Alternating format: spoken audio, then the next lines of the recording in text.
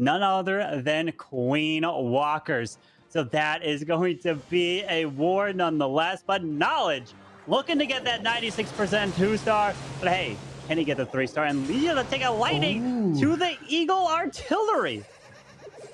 That is interesting, especially like the split up of the lightnings. Like an eagle is taking a ton of lightning, so you can actually split up the lightnings like that on different surrounding buildings, and he actually preferred to damage the wizard tower and the cannon. But maybe it was all just to make sure that this funneling is working. The Baby Dragon, though, is getting shot by 2 archer towers, which is not the greatest for that.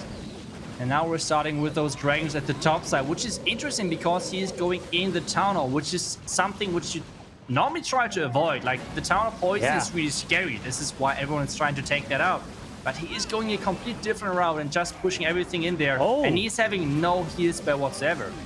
He's even sending the blimp for the town hall. Pops an early warning ability. Looking now to take this town hall down. Remember, the town hall poison does so much damage.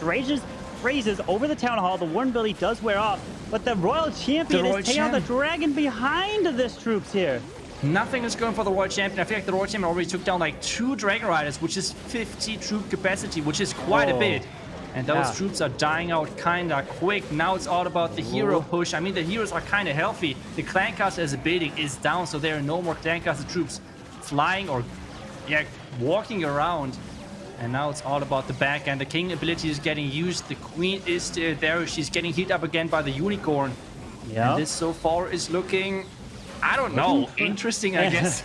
It's looking pretty solid here. He freezes up. A crown skeleton does pop, which is probably going to force this Royal Champion. He's got 1 invisibility and queen ability here still to use. Uses it on the Royal Champion.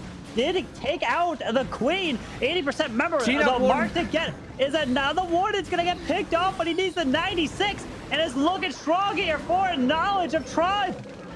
Wow, I would have never expected that this could work. The Yak is still going strong, opening up the next wall for the Queen. So the Queen can just keep going.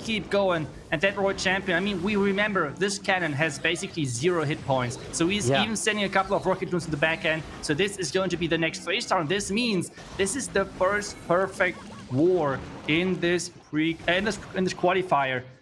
And that match was, wow, like a lot of 3-stars.